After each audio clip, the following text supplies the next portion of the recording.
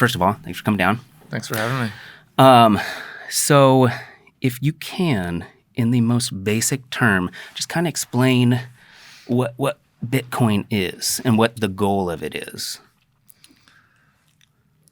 Well, essentially, you have to just ask the question, what is money?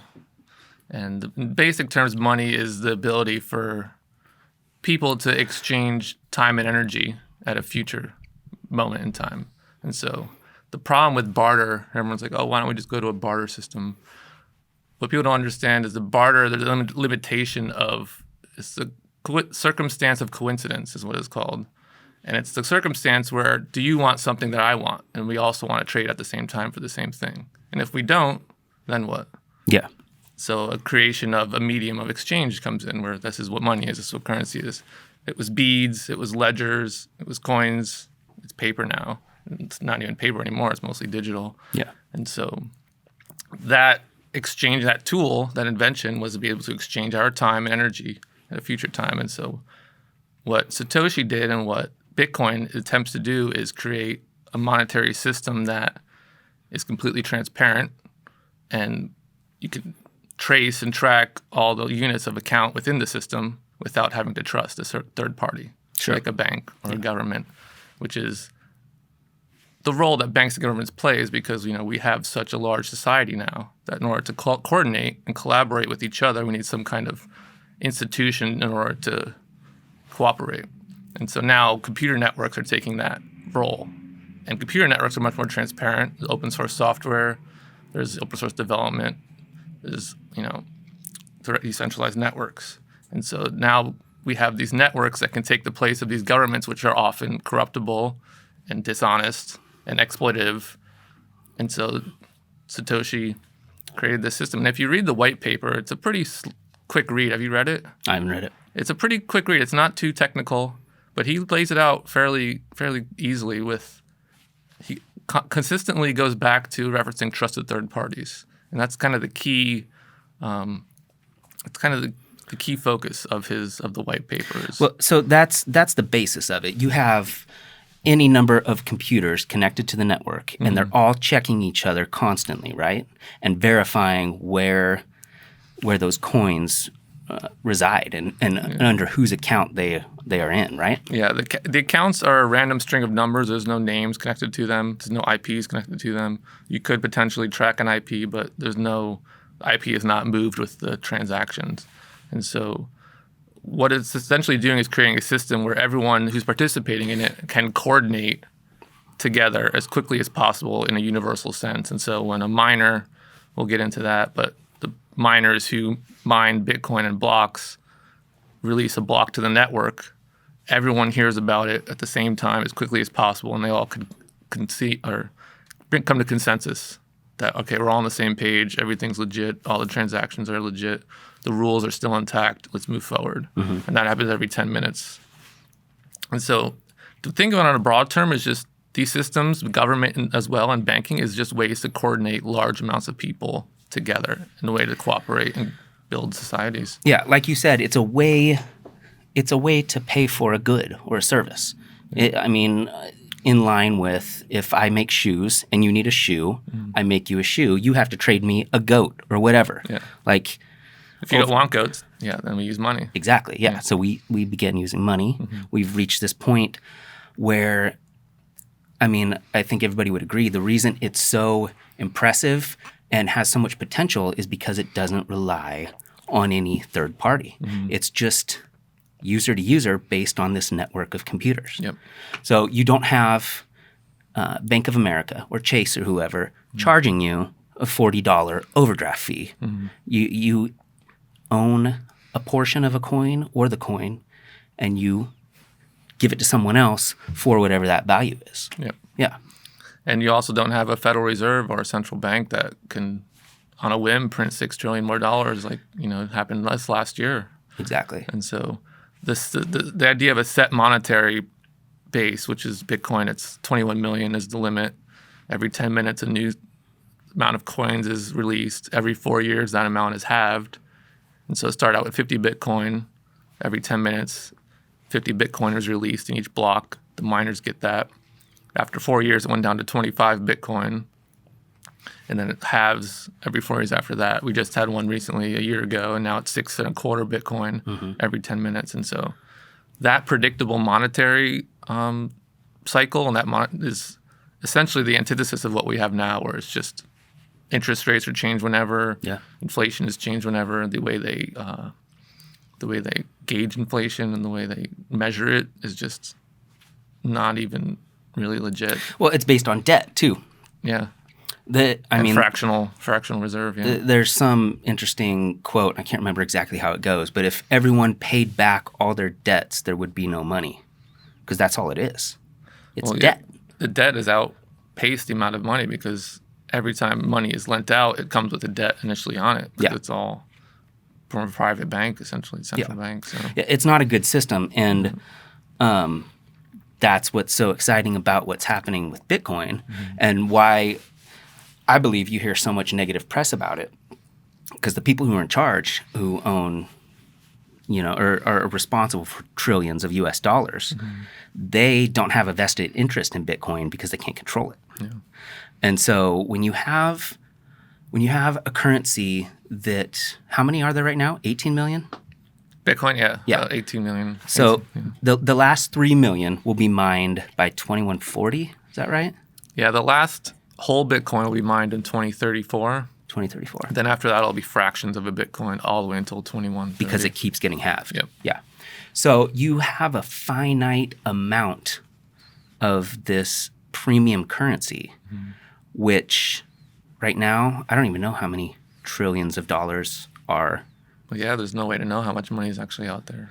Yeah, because I think the national debt is like 23 trillion. Yeah.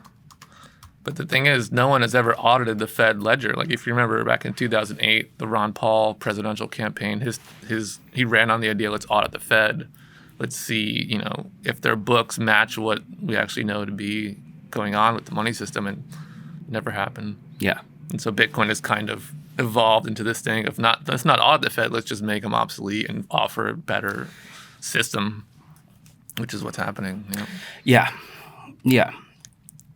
So you have this currency where there exists 18 million right now, and 2013 it was created? 2008. 2008. Yeah. And for a very long time, they were a cent a coin, or less than a cent. Not even, yeah. Yeah. Yeah. 2009, the network started. Late 2008 was when the white paper was released, and so pretty much the paper that describes the network and how it works was released in October 2008, and then January 2009, the first block was mined, which is known as the Genesis block. But I would encourage everyone to read the Bitcoin white paper, just because it's fairly easy to follow, and it explains a lot about what is really the intention of it. And so in all this time that you're talking with people, what is like the general misconception, or what do you have to like constantly explain to people? One of the major ones is that you don't have to buy a whole Bitcoin. Yeah. This one Bitcoin is 100 million units of account. And the smallest unit of account is known as the Satoshi, which is named after the creator. And so one Bitcoin is actually 100 million Satoshis. So $1 is 100 pennies, same kind of thing. And so people look at one Bitcoin and are like, oh, I can never afford one Bitcoin. It's too much. It's too late. Yeah. But you can buy, $1 worth of Bitcoin. Another thing is,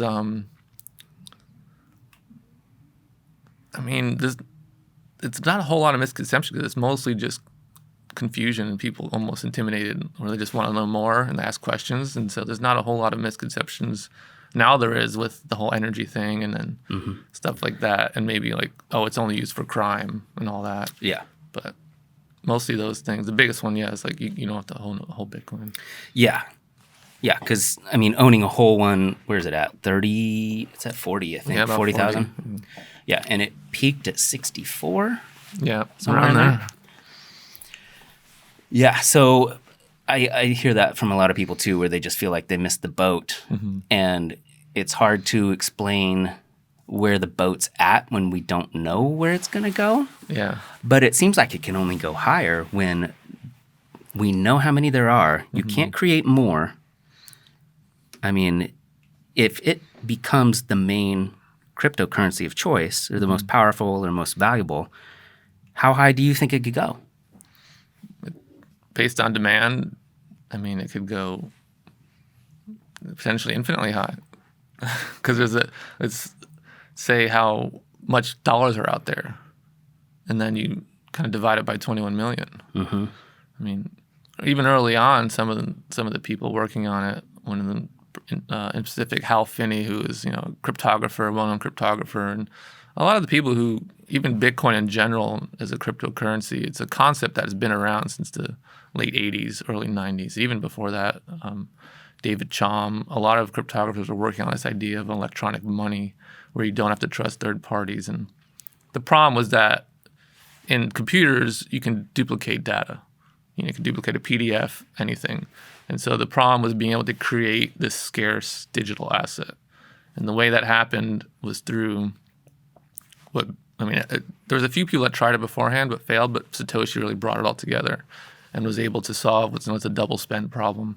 And it essentially describes not being able to duplicate a piece of digital data without people knowing it. And that's all solved through mining and proof of work and all that, but that's a whole nother rabbit hole. But in terms of Hal Finney, he was, kind of theorizing that it could be easily millions of dollars for one Bitcoin one day just because of how scarce it is and how much demand there is. Because, gold is a good way to equate it to, but gold is kind of useless in a digital world. You can't send it digitally. It's very hard to move. It's hard to verify. You need a spectrometer to analyze it. And there's also a lot of paper gold being traded. And so people don't really know. When you buy gold, you're not really holding gold. You're holding like a paper representation of gold. Some people hold gold, but with Bitcoin, it's much easier to take delivery of the asset because it's just a simple transaction. You can buy gold and get a piece of paper?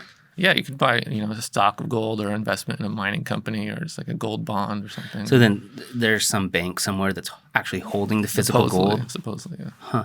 And it's hard to audit, but with Bitcoin, you can take delivery of that Bitcoin within 10 minutes. Yeah. A Bitcoin transaction gets sent instantly and gets confirmed in 10 minutes. So. Yes. Well, that's the other positive thing too is, right, trying to send, like if you had $1,000 and you're trying to buy something in Europe in euros, mm-hmm. That transaction can take anywhere from a couple days to a week. Yeah, and then pay all the conversion fees. Yeah, and with Bitcoin, it's not instantaneous, but it's much faster. Yeah, you can make pretty sure that it's legit. And even if I sent you a Bitcoin and it wasn't confirmed yet, you could take that transaction and send it to yourself with a higher fee, and it'll confirm instantly. So mm-hmm. It's actually in your power at that moment to settle that transaction faster if you wanted to. Mm-hmm. And so you're not relying on the person who sent it.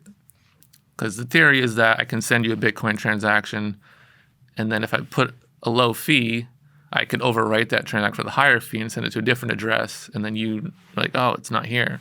But you can also do that too, and so you can actually circumvent any kind of double. How do you impose a fee on the transaction? Well, the fees are paid to miners. Okay. So that's the incentive for the miners to offer the processing power to secure the network and get rewarded in Bitcoin. But if I have Bitcoin now, I didn't mine it, I can still charge a miner fee if I sold it to you?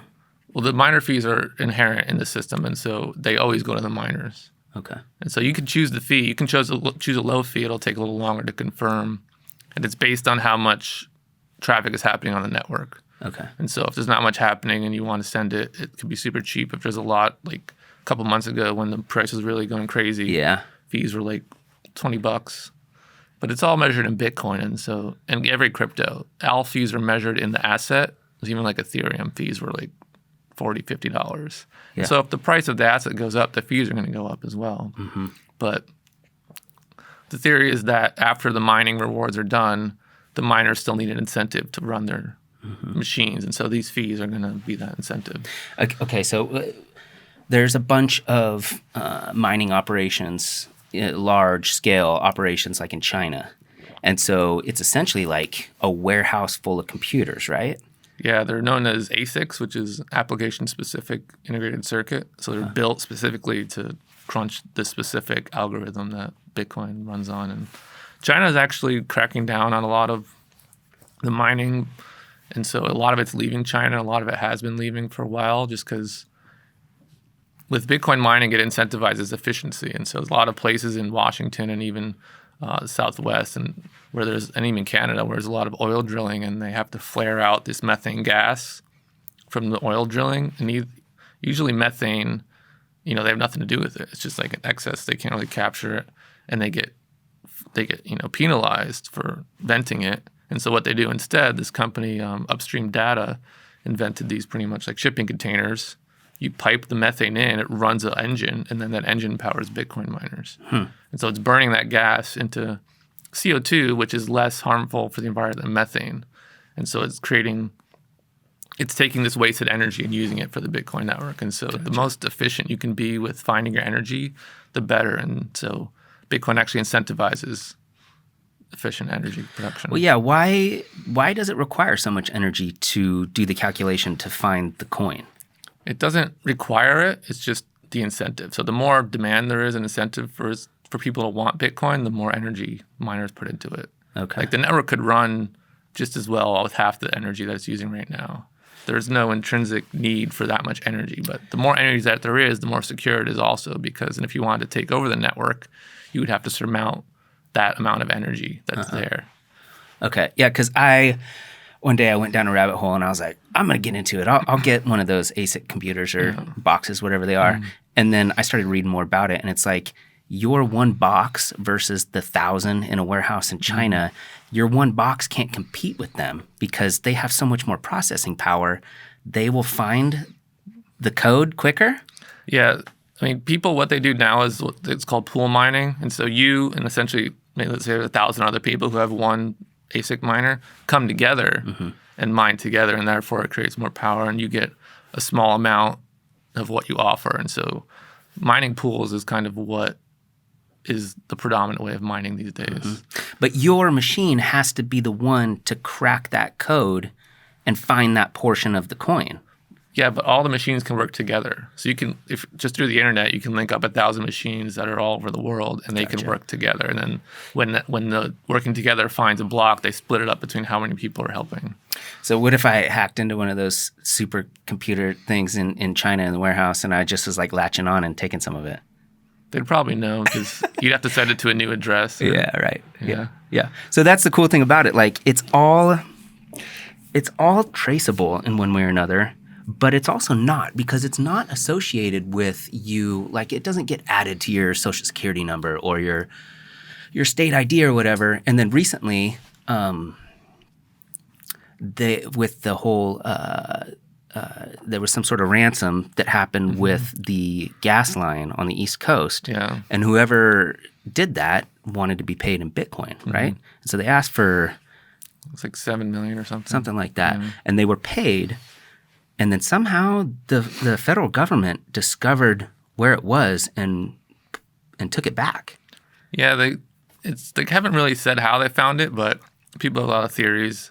Essentially, they issued a subpoena to some server in Northern California, and the Bitcoin are being held on that server. And so they found out that was on there and issued the subpoena in the U.S. And so whoever these hackers were, either were not very good or they were wanting to get caught or something like that because I mean, if you're hacking a major corporation and they pay the ransom and then you put it on a random server in Northern California, it's not wise. I mean, a Bitcoin wallet you don't have to have on a server. You can have it on a USB stick. You can have it in your head, And so there was like people were thinking like, oh, the FBI broke Bitcoin security and all that. But if Bitcoin security were to be broken, like the algorithms or the encryption, it would break pretty much all encryption that's being used in the world. I mean, SHA-256 is a standard that is used in many aspects of modern banking, military, government.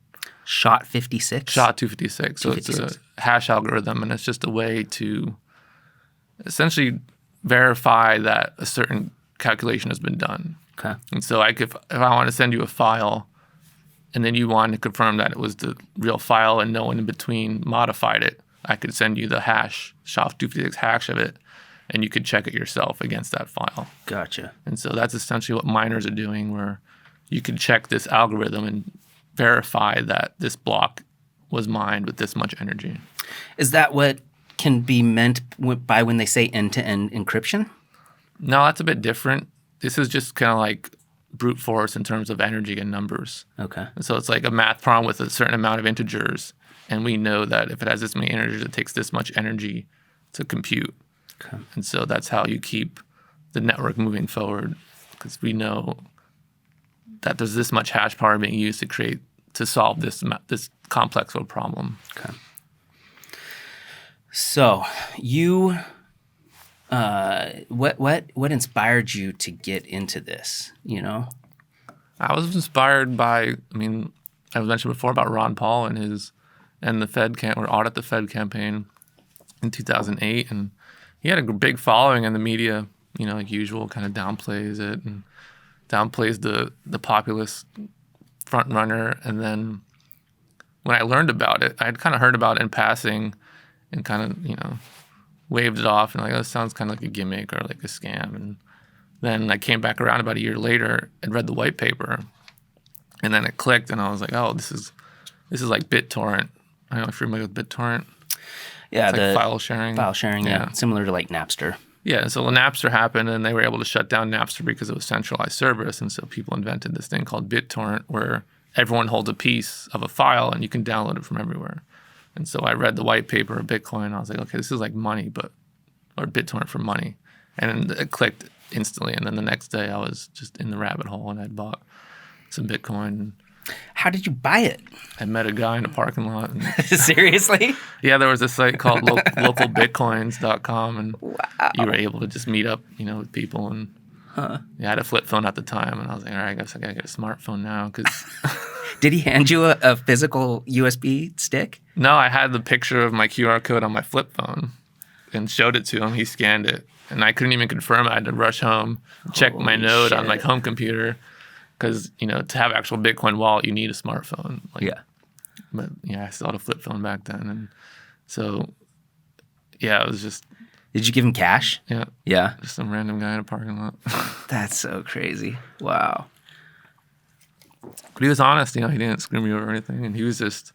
He was just like, yeah, I'm into arbitrage. I, you know, buy and trade currencies. And he wasn't like a hardcore, you know, hacker or anything. He was just... interested in flipping currencies. Bitcoin was part of it. So was your goal at that point just to dive into this alternate thing because you thought it could become something? Yeah, essentially I thought, all right, this system of like mathematics and cryptography and open source hardware, I trust way more than I trust the traditional financial system. That is, you know, closed off, completely blacked out, you know, meetings in small rooms with heads of state who just make up monetary policy without, you know, really asking anyone. And so I just had more faith in that system, the cryptography and mathematics, than I do in how it's still being run to this day. And this was right after 2008, 2009 financial crisis. So yeah. It was very apparent, and, you know, no bankers went to jail, and it was a travesty of what happened. In terms it got pretty wonky. Yeah. And it's kind of... And it's happening again. Yeah, it's going that direction right now.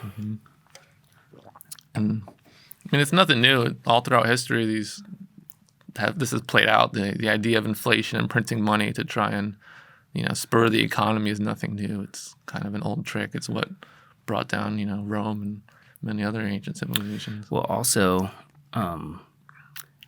post-World War I Germany. Yeah, the Weimar Republic. Yeah. I forget what the currency was, but they were printing so much.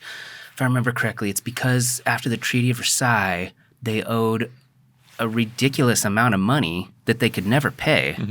Like the equivalent of like $1 bazillion, jillion, $1 million. You know, it's like they're never going to pay that. And so, if I remember correctly, they tried to print it. They tried to print it, and then people are like bringing wheelbarrows full of money to buy like a loaf of bread. Yeah, similar thing happened in Venezuela recently, where it's just the money became so abundant that they had to like truck in dumpsters, and it was just, you know, wheelbarrow in, and it became useless because it's just, you can't deal with that much physical mass in order to like. No, it's stupid. You got like a house full of paper money to. People started making like arts and crafts and like bags and purses out of it. They would just like do like folding into origami and make like a purse and sell it on the street because it was more useful than an actual dollar. Yeah, right. Yeah. That's wild. Yeah. I mean, we're not far from that. How old are you? 36. 36? Yeah. I'm 37. Okay. So, I mean, our entire lives and our parents and our grandparents and probably even our great-grandparents, that entire stretch of time, the U.S. dollar has always been, by world standards, the most solid. Yeah. And the thing that if countries could, they would prefer to own that to trade with. Yeah. And so we don't know anything different, but there's a real possibility that is not the standard. Yeah. Well, yeah, the world reserve currency usually lasts maybe like, I think the average was like 70, 80 years. And America became the world reserve after like World War II, Bretton Woods. And so it became like the petrodollar, where all oil would be, traded in dollars. And so the reason that the U.S. dollar hasn't really suffered this super hyperinflation is because everyone still wants it. And so we can print a bunch and then export it all over the world. Whereas if you have a currency like Venezuela, you can print a bunch, but no one else wants it. And so you have all this massive currency within the country that no one wants outside the country. So with the U.S. dollar, a lot of people still want it outside the country. So it kind of spreads out the inflation. But it's getting to the point now where it's catching up, because the price of lumber is going up, price of steel, price of commodities and food, and it's all going up. I mean, houses and college tuition have been going up much longer than that. Yeah. So now it's finally catching up with actual, commodities and resources. Mm-hmm. Yeah, as far as I know, the only two that exchange at a higher rate is the pound from Great Britain and then the euro. Yeah, I think there's a few other, like the Swiss franc and a couple others, but yeah, for the most part, it's just a system. And now they're trying to switch it, like China's been trying to do central bank digital currency in their own kind of knockoff, but it really doesn't offer any solution because it's going to be centralized. And the whole thing that separates Bitcoin from what we have now is that it's decentralized. Yeah, I saw something the other day where they're talking about the Fed was considering making a digital U.S. dollar. And I'm like, yeah, it defeats the entire purpose. Yeah, it's already mostly digital. Like most of the dollars out there are not in cash. Yeah. They're all bank cards and debits and credit. So it's just kind of they're trying to piggyback off this new kind of trend and say, oh, yeah, we're keeping up with it and we're going to make our own central bank digital currency, but it's going to be the same game just with a new, label on it, a new veneer. Yeah. There's nothing. The fundamental difference is that there is no trusted third party with Bitcoin and some other cryptos, not very many. A lot of the others are not decentralized enough to the extent that Bitcoin is. And that's because it takes time for these networks, they're more like protocols. And so the way the internet works is TCP/IP protocol. And that's been in the universal protocol since kind of the 80s or 70s. And so can you explain that? What does that mean? It's pretty much the backbone of how information is transmitted between computers on the internet. It's the way the packets are moved back and forth, and every computer has to speak this language in order to talk to each other. And so Bitcoin is similar in that way, where all the nodes are speaking the same language. And these protocols gain popularity and gain momentum the longer they're around. And it's hard for new ones to overtake it because who's going to adopt a new set of rules? Even ones that are more efficient, it's still hard to get everyone to adopt this new set of rules because it's already kind of ingrained in the way networks are built. And so now it's happening with money and Bitcoin. And right now Bitcoin is still, people are like, oh, then Bitcoin's old technology, there's a new one coming out. But what people don't realize is these are not like websites. It's not like MySpace and Facebook and Twitter. Yeah. These are protocol networks. Yeah. And they become much more ingrained in the backbone and gain much more momentum the longer they're around and security. And so a network, say like Bitcoin Plus comes out tomorrow and there's 100 things that are better than Bitcoin. The fact that it's only been out a day doesn't prove anything about its security. Sure. It's just all theory. The fact that Bitcoin's been around 11 years proves that it's had that amount of time of just trial by fire, Well, it's also supply and demand, right? If I say that this cup is worth $1 million, the only reason this is worth $1 million is if somebody's willing to pay that. Yeah. Otherwise, it's worth. I mean, if you'll give me $1, it's worth $1, right? So that kind of happened recently with Doge, right? Yeah. Because Doge was less than a penny here. I mean, it was like fractions of a penny forever. And then sometime in like February or March, it just started to explode. And then Elon starts tweeting about it. Yeah. And then it just blew up. Yeah. So the only reason that it has any value is because people put money into it. Yeah. Yeah, it was more mimetic value. And then, people like Elon Musk were pushing it. And so it had a lot of hype behind it. And I mean, it happens like the .com bubble kind of happened there where, all these random ideas, and pets.com is like the most used example, but they get these huge valuations and they just end up being worthless because there's really nothing there. And Dogecoin is the same way. I mean, it's like worth $40 billion, the network. And what people didn't know is that in the back end, no one was actually working on the software. Like you couldn't really download a Dogecoin node and sync to the network. Like it was broken. And some Bitcoin devs had to go and actually help like work on it and like get the network to function properly. Well, they asked the creator, they're like, what did you expect from this? And he's like, I don't know. I made it up in 20 minutes. Yeah. You know what I mean? Like a joke. Yeah. Yeah. One of the creators came to a Portland meetup once. Oh, really? And he was just like, I want nothing to do with this. He had people emailing him like, you need to like do this. This is going to save the world. If you don't do this, they're threatening him and like just all this crazy shit you would hear of like this weird internet story happened to him. He wouldn't even tell us his real name, and then he never came back again. It was just totally I hope he didn't get whacked. Hopefully not. Yeah. It was totally just a whim and a joke, and it just exploded. Yeah. But yeah, the nuance that people don't realize is that these networks, again, are they're very reliant on security and as how long they've been around to build that security. And like I said, a new network that comes out can have all the fancy, bells and whistles, but it hasn't had the time in order to show that it's secure and that it works. Mm-hmm. It's all theory until it actually has time on the boots on the ground. Well, what do you know about Ethereum?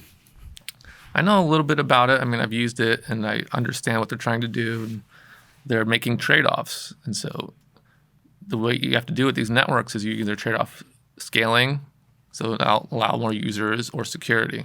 And since these networks have to synchronize around the world continually in order to work, because without that synchronicity and without that coordination, there's no consensus. You have to have that coordination in order to have consensus. And so either you forego the security for scalability, or you forego scalability for security. Bitcoin has made security as the optimal kind of path. And that's why people are like, oh, it's too expensive to use, but really it's not currently the moment meant to be like a day-to-day currency. Money doesn't become a currency first. It becomes an asset. It becomes a store of value, and then it becomes a currency. Yeah. And so Ethereum was trying to be essentially what they would call the world computer. So you can like run all these programs on their blockchain, and you can do all this stuff. And it works to some extent, but again, they're sacrificing security. And so there's far less nodes on the Ethereum network because it costs more resources to run a node. They're moving away from mining because they don't want to have so many resources. They're moving to something called proof of stake. Yes. Which is less secure because a big part of the security of what Bitcoin is the link that it has to the joules of electricity. So like mining is literally using energy, and you're connecting that. It's kind of like a bridge. You can think of it as a bridge between the digital world and the physical world. Okay. Where we have electricity going in to the digital world, you can verify that this much electricity was needed to perform this problem, this proof of work problem. And so it's this level of objectivity. Where in the digital world, you can't really prove that a file is legitimate or authentic. You have to just hope that it is. Mm-hmm. With proof of work, you can prove it. With proof of stake, it becomes more subjective because you don't have this link of energy that you can kind of verify. So yeah, proof of work, you're using energy to crack the code and accumulate the coin. Yeah. Proof of stake, you're verifying it with other people on the network? Using the coin itself to kind of create. So let's say I have 100 tokens of Ethereum. I could put those 100 up for stake, and then I have a chance of writing the block. Whereas with Bitcoin, you're not using tokens, you're using energy. Okay. So let's say I have 100 miners. I put that up to find blocks. And the reason that's more secure is because you can objectively verify that energy is being used. With proof of stake, you just have a token within the system that the system created the token. So there's nothing outside the system that could verify its legitimacy or authenticity. So are you basically loaning the coin to anyone? You're not loaning it, you're just putting it, it's kind of putting it up for a lotto. And so you have X amount of coins. If you have more, so if you have, 1 million tokens, you could have much more stake than someone who has 100. And therefore you're making more, because kind of like proof of work, they get fees and they also get rewards for staking. So you can make money just by having money. Yeah. So the rich get richer is kind of the same concept of proof of stake. So that kind of seems like the opposite of what it's trying to achieve. Yeah. Yeah, like I said, they're making trade-offs because of scalability. And Bitcoin is scaling in a different way, like moving on layers of systems. And so the internet's kind of built in layers as well. Like I was saying, TCP, IP on the bottom. Then there's like HTTP. There's layers on top. So Bitcoin is scaling on top. So what's called a Lightning Network is a kind of transactionary layer that's on top of Bitcoin. And so it's a way to move funds, smaller amounts between people. And it's functioning now and it's working and growing. And it's a way to preserve the security while also allowing scalability. Because you're not changing the base layer, you're building on top of it. Whereas some chains are trying to just build outwards. Well, yeah, that's the deal with Ethereum, right? They're trying to change from proof of work to proof of stake. And it's like super complicated to make that jump, right? While everything's still functioning. Yeah. I mean, it's kind of like if you're driving a car down the road and you want to change the engine. Yeah. It's like, how are we going to do that? Yeah. Yeah. It's tricky. Yeah. That's why it keeps getting delayed. And, it's kind of, people think that there will be a forced split. So Ethereum will stay, one will proof of work and another one will come with proof of stake because no one has to leave the proof of work and stop doing it. No one is forced to stop mining Ethereum when they release proof of stake. So how many, I guess that's what I don't know. How many, there's only 21 million potential Bitcoin. How many Ethereum are there? There is no set limit, I don't think. There's around 100 million or so that are out right now of Ethereum, but they keep kind of changing the issuance. And so that's why people agree that it's not really as hard money as Bitcoin because they mess with the interest rates and the emission rate a lot. And now, they're cutting it in June or in July. They're going to be cutting it by a huge percentage for some reason. They're trying to essentially disincentivize miners. So they're trying to make it harder for miners to exist in order to move to this proof of stake chain. Gotcha, because they want people to convert. Yeah. And so instead of paying miners these fees, they're going to be burning the fees, like just burning it into nothing. And so they're trying to disincentivize people from mining Ethereum. But, the miners could just keep mining it and make what they make, and then proof of stake can go. And then in that case, you can use both chains. And it becomes a free market competition at that point. Yeah, I didn't pay much attention to it until recently. And the reason I started looking into it is because it seems like there's a lot of other coins that are like piggybacking on Ethereum. Bitcoin's kind of like its own thing. And similar, I think, to what you're saying about building different layers, Bitcoin's just Bitcoin. But Ethereum, it's like there's all these other coins that are piggybacking on it, using the network somehow to, like, their core reason for existing is to make the transactions easier. Is that right? People are trying to create systems on top of Ethereum. So like tokens, they're known as just Ethereum tokens. And you can just go on, use a smart contract and create 1 billion of your own token. And so people have created their own tokens on Ethereum that do, specific things. Like there's one that's trying to do like a decentralized Second Life or like a VR kind of world. And it's just the token is there to try to incentivize people to use a network and to like buy property within the network. And so they could just use Ethereum, but there's more incentive to create your own token because then you can create as many as you want. Yeah. Like with these tokens, they just generate millions of them. And then, you can hold a bunch and give some away. Yeah. Well, there's a lot of video games where they want you to use their coin too because there's different ways to profit off of that, right? Exactly, yeah. Yeah. Yeah, and they can create it at will, at a whim. And they get their USD or whatever. Dude, it is the Wild West. That's what I tell everybody. I'm like, this is like some 1849 gold rush level shit that's happening right now. Yeah. And that's why it's so exciting. It's terrifying.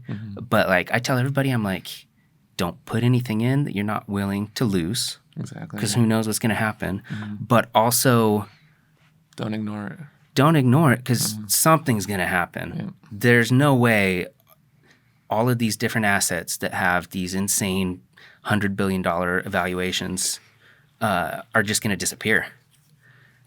Most of them will, but there'll be a good handful that are very useful. Like Monero is probably the most used and most secure anonymous cryptocurrency.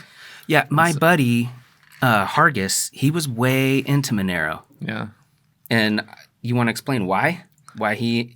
Well, yeah, Monero builds on top of Bitcoin in the sense that you can't trace amounts or transactions through the network. So Bitcoin, you can trace the transactions, but it's just a bunch of numbers.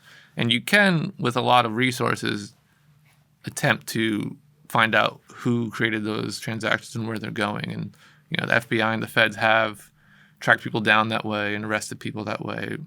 But in terms of Monero, the network is built in such a way that it's all anonymous. It's completely anonymous. So people might argue that would make it easier to do illegal transactions and sell shit on the black market. Yeah, and right? It does. It does make it easier. Yeah. But again, far more illegal transactions are done in U.S. dollars and always have been. And like even banks who are like, I think it was HSBC or some bank was fined millions or billions of dollars for banking for drug cartels, essentially, offering banking services to drug cartels. And so criminals are always going to use the tools that work best for them. Yeah, right. Like when cars were invented, a lot of criminals used cars to rob banks. Yeah. So the tools, again, are just tools, and the way they're used are... Well, and for all of existence, as soon as you made something illegal... It's not like it goes away. Yeah. It just means that you've created a new... You created more demand for it. Exactly. I mean, the prohibition is the perfect example. Yeah. Make alcohol illegal, and that's what started Al Capone and all those hardcore gangsters that were selling all that stuff. I mean, it's not like people stopped drinking for 13 years. Yeah. Same thing with cannabis. Yeah. No, it's crazy. And I feel like that's... I mean, you've got China. I don't know exactly what they said, but they're trying to ban crypto. They're trying to ban like mining that's not being used with renewable energy. And is that all? Yeah, it's hard to get clear news out of China, but they don't want their citizens using it because a lot of people use it to get money out of the country. So there's a lot of like banking restrictions and currency control that governments try to use to keep their citizens in the monetary system of that country. And so Bitcoin is used a lot to get money out of these countries. I don't understand how you can ban a digital transaction, though. They can't ban it, but they can go after people who like are caught. And they actually just arrested like a couple thousand people who were doing, illegal transactions by their books. And they deleted a bunch of accounts on their on like Weibo, which is like China's big social media site, banned a bunch of like exchange accounts and all that. And they've been trying to like stop Bitcoin for years now, at least 5 years, and they're not going to succeed. And it doesn't make sense. It seems like they would find a way to exploit it and make money off of it. Like even do something similar to Tesla and invest. Yeah. I mean, it's hard to say what they're really doing, but... Because the way it works is, like we said earlier, supply and demand. I mean, like basic economic thought. If you buy into it, it will push the price up. And so, I mean, if your goal is to make money, you would buy a bunch. When it went up, you would sell. So I don't understand why. I mean, maybe they are, and we just don't know it. I understand why governments aren't investing. Well, some are now. If you heard El Salvador, the recent news out of El Salvador. I was just reading about that before you got here. Yeah, they passed a bill, made Bitcoin legal tender in their country where you can pay off debts with Bitcoin. And they've been using the US dollar since their currency collapsed, I think in 2001 or so. But now they're using Bitcoin, and they also are getting into mining where they have these geothermal, they have a lot of volcanoes, and they already use it for geothermal. They pretty much drill a hole near the volcano, a lot of the gas starts escaping. They run generators on it and produce power, and they produce a lot of power that way, and now they're going to use it for Bitcoin mining. So they'll be able to generate their own Bitcoin through this renewable energy and then just store the Bitcoin. And it becomes a game theoretical type event where these countries who have been getting exploited, third world countries have been exploited by first world countries, can now opt out and join into a system where the rules are open, the rules are set in stone essentially, they can't be manipulated, and they can, start acquiring this asset that is valuable and that they don't have to have anyone's permission to acquire. Mm-hmm. The only downside to that, though, and I don't know how legit this article is, it's from Foreign Policy. They're talking about how, they're trying to paint it in a negative fashion. They're saying that Bitcoin will be legal tender for all debts, including tax. Merchants must accept Bitcoin for goods and services unless they are technologically unable to. It said that basically, it says a quarter of Salvadoran citizens live in the United States. 1/4. Yeah, it's a whole lot of remittance that happens between. Yeah, so they've got 25% of their population living in the United States, making U.S. dollars. Mm-hmm. And according to this article, it says that then they have to send that money to their family in El Salvador, mm-hmm. which it gets converted to Bitcoin. And then through partnership with a company called Strike, they convert it to tethers, which, as far as I understand, is a way of making the coin stable, right? Tether is like a U.S. dollar stable coin is what they call it, and it's pretty much a token that exists on multiple different blockchains, mm-hmm. and it's run by a company. It's not decentralized. It's just a way to move dollars in a way that's not over like banking system, essentially. Okay. Because, the way when I was reading it, the way I was thinking of it in my mind is like you make $100 in the United States, you convert it to Bitcoin, then they convert that Bitcoin to tethers, which makes it stable. Because Bitcoin fluctuates so much, converting it to tethers will keep it at $100 or whatever. Mm-hmm. Yeah. Then from there, they can take it, and it said if they want it, they have to convert it back to Bitcoin mm-hmm. and remove it from an ATM. Yeah. Which seems super fucking complicated. It is, yeah. So they got to work on that. But the thing that blew my mind is it said El Salvador runs on physical cash. 70% of the adult population don't even have a bank account. Yeah. Yeah, that's why they're using tethers, because there really is no banking infrastructure in El Salvador to move USD around as well. So, and the infrastructure that is there costs a bunch of money to do remittance. So they take a huge amount of fees from anyone sending money in and out of El Salvador. And so, so they're basically not keeping the country afloat, but they're acquiring a significant amount of money, taxing the money that their citizens make in the United States. Yeah. Right? Mm-hmm. Yeah, they're just taking cuts off the top, like any organized crime. So they're kind of like, you guys want to go to the United States and make some money, send it back here. It's cool. Exactly, yeah. Yeah. So it's kind of wild, but it is. I don't understand everything that's going on. I'm sure there's tons of stuff in the background that we don't get to hear about, but the fact that the president of a country has made a move mm-hmm. to make crypto not the main currency, but on par with, I think they still use the U.S. dollar. It's going to be like a joint thing. Yeah. The fact that somebody's doing that is like a huge step in the right direction, because like we were talking about earlier, I think that's just where it goes. Yeah. It becomes a game theoretical, system at that point where other countries are now going to be incentivized to do the same thing. And it kind of has gone through the process of just being this kind of novelty that was almost a joke. And it has been a joke to a lot of people, but the people that understood it early on knew the implications and very much knew where it was going if it caught on. And that's one of the reasons Satoshi disappeared, is because, again, this idea of digital money has been around for decades. And it only was actualized with Satoshi. And then from there, it was too much of an upgrade in terms of how humans interact with money to not carry through and not continue to grow. It's like, with the internet and the postal service. Like, no matter how weird the internet was in the 80s and 90s, it was too good of an upgrade to just disappear. Yeah. And that's what is happening with money now. So he hasn't been seen or heard from since like 2010, late 2010. Do you think he's dead?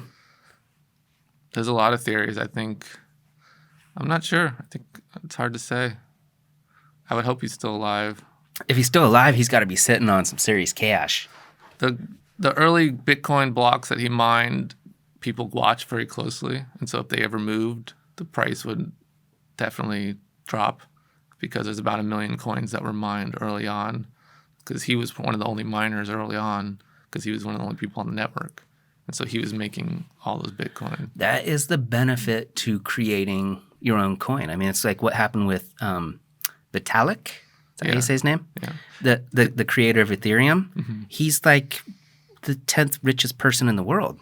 Yeah. It's a bit different with Ethereum, because Ethereum did like a token, like a generation event where you were able to buy Ethereum with Bitcoin, and then they started mining. Whereas with Bitcoin, like I said, Satoshi announced it in late 2008. It's like October he announced it. He's like, I'm going to be releasing this software. And it was all open, and so anyone could have downloaded it if they had known about it. And there was a mailing list that he was part of and posting on forums and different stuff. And so everyone had the opportunity to mine it. Whereas with Ethereum, the developer essentially, all right, we're going to create this amount, we're going to keep this amount, and so on. But the difference is also that Satoshi has never moved these coins in 11 years, despite the fact that they're worth billions of dollars now. They haven't moved at all and haven't been used in any way. Yeah, that doesn't look too good, unless he just is independently wealthy and he doesn't need to worry about it. Yeah, it's the theory that he threw out the keys destroyed the private keys to those funds because it was just too much. Because early on, like I said, when no one was mining and it was just him, he was pretty much making all the block rewards of Bitcoin. And it wasn't worth anything back then. Yeah. And so he might have had the foresight to just destroy those keys, because he knew that if they got into the wrong hands, it'd be a huge influence over the market. But I don't think those coins will ever move. I don't think they'll ever move. That's a disappointing thing to me, is that in my mind, the goal of the whole thing is to decentralize it, like what we talked about. There's no corporate entity in charge of any of it. But if you have somebody holding a significant amount, they are capable of manipulating it. To an extent, because let's say he did move the coins and wanted to sell them, there would still be demand for them, because the network still functions the way it does, the network in terms of security and settlement, and be able to move funds from anywhere in the world without trusting a third party. The network still functions in that aspect. The fact that he mined a bunch in the beginning is just kind of part of a nascent technology. You could say the same thing about someone who discovered a gold mine out in the West, when the gold rush happened. Gold still served its function as an asset, but this guy was lucky enough to find him, a big stash of gold. But he's an alchemist, and he created the gold. Yeah, this is different, where he was a literal genius and created something that people have been trying to create for decades, and solved a computer science problem that has been around for decades. And so some would say that it's very much deserved, that wealth. Do you know what he did before? No, no one knows. No one knows? No, he just popped up on the cryptographic mailing lists, which is a mailing list kind of before forums came around and was still used. Even to this day, the mailing list is still used, and it's just a bunch of cryptographers, people who are into like mathematics and cryptography and using, and it kind of stems back into a concept of cypherpunks and crypto anarchy, which is the idea of using encryption and computer software in order to circumvent or surmount government influence or government control over privacy and economics. And it's happening. It's now it's happening. And so what do you think the best possible outcome would be? Do you think would it benefit the world if Bitcoin was the only item of payment? What if everything else disappeared? I don't think it will, just because what Bitcoin did was create a free market for money. It created free market competition for money, where there was other systems like Liberty Reserve. There was a few like people that were trying to issue new forms of money in the U.S. They all got raided by the Secret Service or the FBI, and because it's illegal to mint, tender currency. Mm-hmm. I mean, you could do it on a small scale, like locally in co-ops and like farmers markets, but what Bitcoin did was pretty much open the floodgates for free market competition and money. And now it's not just who has, government control or the central banks who have legal authority. It's now who can create an asset that is useful and has demand. Mm-hmm. And so Bitcoin is the most useful because of its security and because of its just the fact that it's the most well-known as well. There's a lot of, in terms of just perpetuating, I guess, just the mind share of people knowing about it. Like, not many people know about anything. You say Bitcoin, it's become like a household word. Some people know about Ethereum. Not many people know about Monero. Mm-hmm. A lot of people know about Dogecoin because that is a big mind share as well. Because it's on SNL. Yeah. Yeah. And so a lot of that goes into it. But in terms of like large scale, when you go below the surface, Tesla's not buying Dogecoin. They're buying Bitcoin. For how much he talks about it, you think they would. Yeah, but he knows that it's not a secure network. And that there's no liquidity there, and there's no The interesting thing about it, though, is that it has the potential to be equivalent to $1. Like, most people think it won't go past $1, but they think it could hit $1. Yeah. It's at 34 cents right now or something like that. Mm. And people think it could go to $1, and then it would be the equivalent of the US dollar. And you've got like Mark Cuban accepting it at, I think it's the Dallas Mavericks that he owns. He's accepting it. There was a baseball team that I think started accepting it. Maybe, yeah. But what you're saying is that the back end infrastructure does not support it to become anything. No, yeah, because there hasn't been any developers working on it. So it's just mostly been a joke and a meme coin, and there may be more that join it, but in terms of scaling and security, it has the same problems as any other network, where security is not as substantial as Bitcoin. The scalability is nowhere near because they have no solution to scaling the network, whereas Bitcoin, the Lightning Network, is already substantially growing in a large way. There's a ton of developers working on it. There's a ton of interest in terms of just people tinkering with it and learning it and spreading it. And Strike is that company that's working with El Salvador. They use Lightning Network a lot as well, so they'll be using that. Most of the transactions that happen in South Salvador will be over the Lightning Network because in terms of like a currency, you don't use Bitcoin on the base layer. You use these other layers on top in order to like send small amounts. Bitcoin would act as like the settlement layer where, let's say you and I do like 1,000 transactions between each other. We can settle one transaction on the Bitcoin base layer. So all those 1,000 transactions can be just one payment on the Bitcoin base layer. Gotcha. And so having like buying your coffee and using the Bitcoin network just totally doesn't make sense. But using Lightning Network to buy 1,000 cups of coffee and then settling that on the base layer makes a lot more sense. So you're saying if it becomes more adopted and you go to Starbucks and you want to buy a $4 latte, you could use Bitcoin, but it would go through on the Lightning Network. That would be more efficient. Yeah. I mean, you could use base layer Bitcoin, but you're going to pay a high fee. You're going to pay more in fees than you are for the coffee. Yeah. With Lightning Network, you can do hundreds and thousands of transactions for a penny. And so it's just a way of scaling. And so you scale this transaction, then Bitcoin becomes a settlement layer. Kind of like how, you use your credit card. When you use your credit card at a gas station, that's not settled until like a month or two after. Yeah. Like on the back end with the banks. The banks make settlements only a few times a year. So it's kind of the same concept. Well, and I'm sure there's a bunch of fees associated with each one of those transactions too, and they must just eat them. Because you don't get charged extra. the merchant gets charged for it, right? Yeah. And sometimes the merchant pays on, passes that fee on to, like, sometimes you see it's a $5 minimum, or if you less, you pay $5 for the transaction. And also there's no protection from chargebacks. So I can go buy something at a, gas station and then charge it back. Call my bank and said, oh, this was an illegal charge. Reverse the payment. With Bitcoin, you can't reverse payments like that. So it becomes much more secure to accept it as a form of payment than credit card or debit card as a merchant. Yeah, it's just wild to think about what it could be. I've been reading some stuff lately about, I'm sure there's a bunch of companies doing it, but I was reading about Apple trying to make it happen. Just instead of having passwords for everything, you just have one universal login. And I mean, it's through iCloud, I imagine. But I just see something happening where, if you use a fingerprint or Face ID, you could allow all of those transactions with your phone, essentially. And if you have either Bitcoin linked to your bank account, you could pay with everything that way with your face and your phone.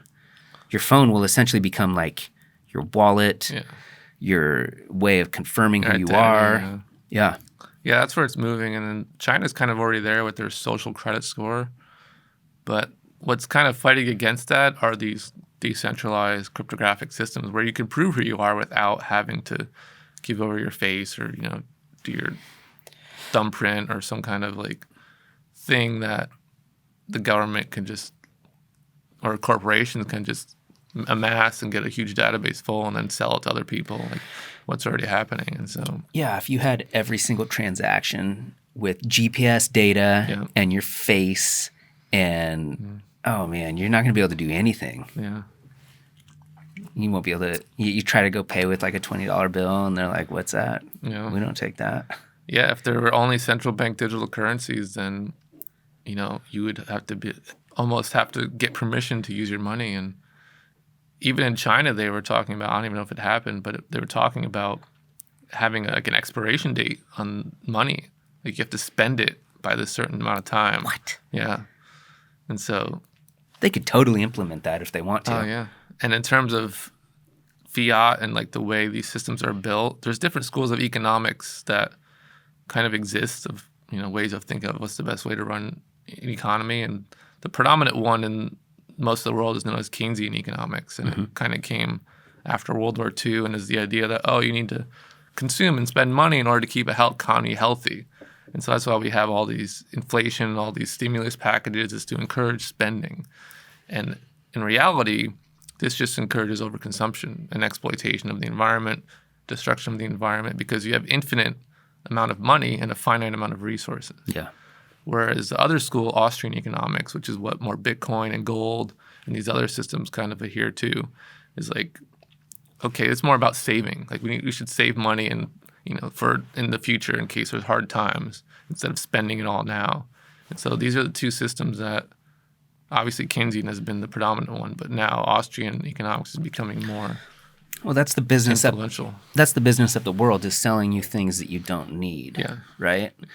The weird thing is that most corporations base their success on positive year-over-year growth. You can't have positive growth every single quarter of every year. Yeah. That's unsustainable. Yeah. I mean, it makes you think of the Lorax. Like, you're just constantly chopping down trees, man. Yeah, like, there's not going to be trees at some point. How are you going to make stuff? Exactly. How are you going to make needs?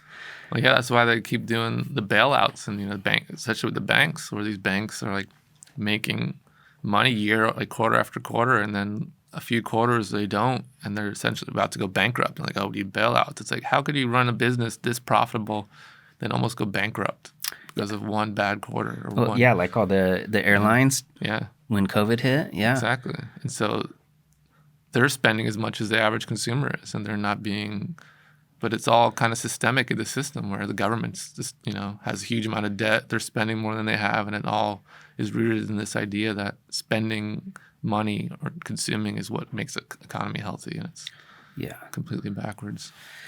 Yeah. I mean, you really need food and you need water and you need to be healthy. I mean, because the healthcare system's pretty draining. But I mean, if people ate better and lived healthier lifestyles, they wouldn't be so unhealthy. But it's just, I don't know, man. I wish we had like 200 years of hindsight, because it's going to be way different. Yeah. This is some shit that people are going to read about in history books and just be like, what were they doing? What were they doing, man? Yeah. Yeah. It's so crazy. And I saw this awesome meme on Reddit. Not a meme, but just like a cool little infographic thing. It's like, it showed an image of the Wright brothers flying the airplane, and then Armstrong on the moon. And they're like, these two events were 66 years apart. We couldn't fly an airplane, and within 66 years, we had a man on the moon. Yeah. And then you compare that to 69 to now, and it's like, you got this wild computer in your pocket that you can search for any amount of information. Yeah. We have no idea where it's going to go. Yeah. Yeah. I always say that essentially with these devices, it's a dimension that's being built in the digital world, and slowly it wants to come out into our world, and we are slowly going into its world. So it's going to meet somewhere in the middle. Right. And that's happening in terms of like, even right now with like Neuralink and the, what Elon Musk is doing with the brain interface chips. And, it's starting out as like for people who are paraplegic or people who have neurological problems, but eventually it's going to be for people who want more power and people who want to learn like the Matrix, you just download information to your head. Yeah. Or we're just hacking biology at this point and directing our evolution. And Bitcoin, I think, is kind of accelerating that in the sense where it's creating wealth in the hands of people who are more technologically savvy and more, interested in creating these technologies that are beneficial to humans rather than just, like kind of the old world money that just wants to hoard it and wants to just perpetuate old systems like fossil fuels and all that. But it's essentially a wealth transfer for people who pass the litmus test of what hard money and what good money is. And the people that don't pass are unfortunately going to just continue to trust the government that have their best interest at heart. And, time and time again, they've proven they don't. Mm-hmm. So you think this could be like one of the greatest catalysts for like some sort of real change is decentralized? Yeah, without Bitcoin, I'd be very pessimistic about the world. But because of Bitcoin, I'm very optimistic. Yeah. Because otherwise, there's really no other. I mean, money, like I was saying, is just the fundamental tool to exchange time and energy between humans outside of barter. And, barter works on a small scale in like small communities, but to build one of those, it's not going to get built with barter. Yeah. You have to be able to create a system where you can forego, doing work or work on something specialized, some kind of nascent thing to create that, and then be able to use the money to offer or to, take care of your other needs, your substantial needs. And yeah, it's just getting to the point where the money no longer served its purpose as a tool. It's just being manipulated to keep the powerful in power and keep the wealthy who are, keep them wealthy. And that's the problem with trusting humans with the power to manage time and energy. Like the old saying that time is money is very true, because it is a representation of the scarcest asset that exists, which is human time. Yeah. And it's kind of embodied in this electronic medium of exchanging value with each other. Well, it's electronic now, but it's gone through many iterations. And the point is that it's electronic now, and so it can move instantly around the world. You can fund people, the whole Kickstarter and like crowdsourcing stuff. That is a huge kind of evolution in the way we fund ideas.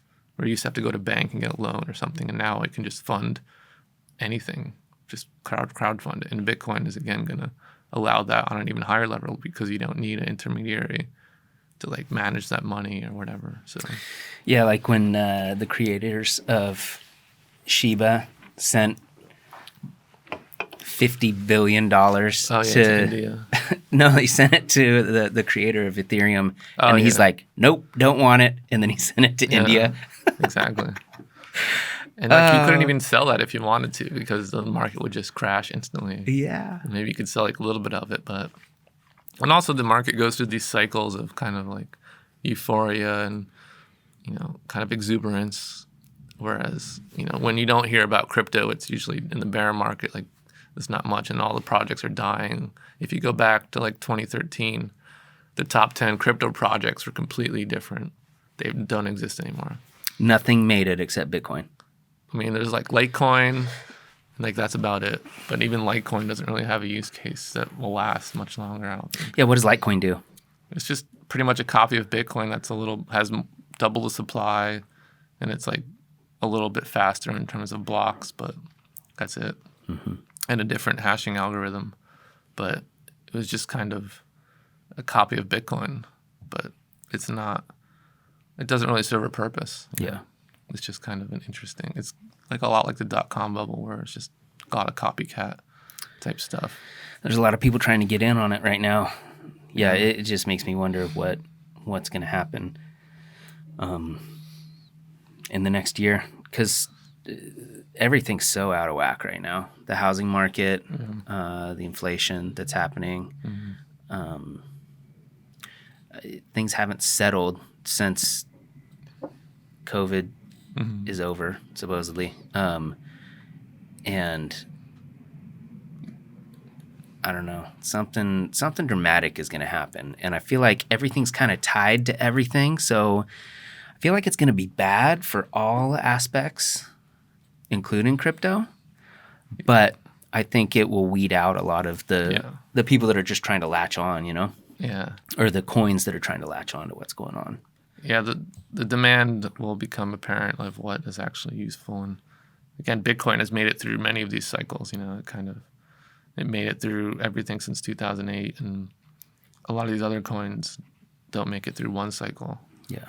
But another analogy I like to use for money is that you can think of it as a measurement system. So money is a way to measure time and value. And then if you have an institution that is able to manipulate that measurement system, or like a ruler, let's say you're trying to build a house, but the ruler gets changed every time, some of the contractor comes along and says, all right, today the ruler is this long, which is what they're doing with interest rates and central banking.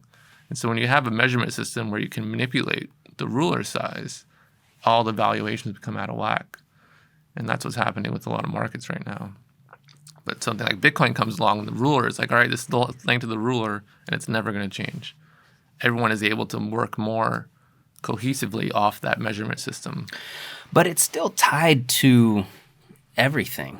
If the stock market goes down, Bitcoin goes down too. I mean, like when things crashed in March of 2020, everything crashed, right?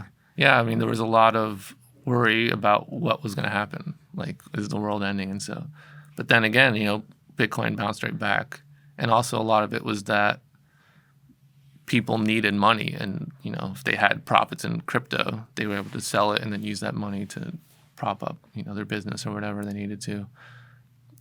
I mean, as time goes on, I think that volatility will be less.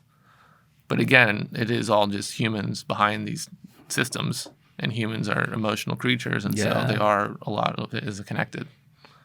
It's just what can stand the test of time, and that's really, like a microcosm that crypto ecosystem has shown that, where Bitcoin has lasted, and all like 99% of these other coins have not lasted. Mm-hmm. So it's crazy to think about, because you have these man-made structures like the pyramids and Stonehenge, and these various things that were built out of rock that will last for millennia. Mm-hmm. And everything we do now is ones and zeros on hard drives. Yeah. And if everything just got blown up, whatever civilization that came around in a million years would have no proof of us. Yeah. Like all that stuff would just be gone. Yeah. Yeah, it'd be hard to pick up and like if it was all that data was wiped, it'd be very hard to start. You have to start from scratch, essentially. Where a lot of books, are lost, don't exist anymore. There aren't some digital backup. And so we're kind of playing this game of chicken with nature, hoping that the sun doesn't release some, EMP and destroy everything. Yeah. Yeah. Cool, man. I think that's a good spot to shut it down. Sounds good. Appreciate it. Thanks for having me. Yeah, thanks a lot. Yeah.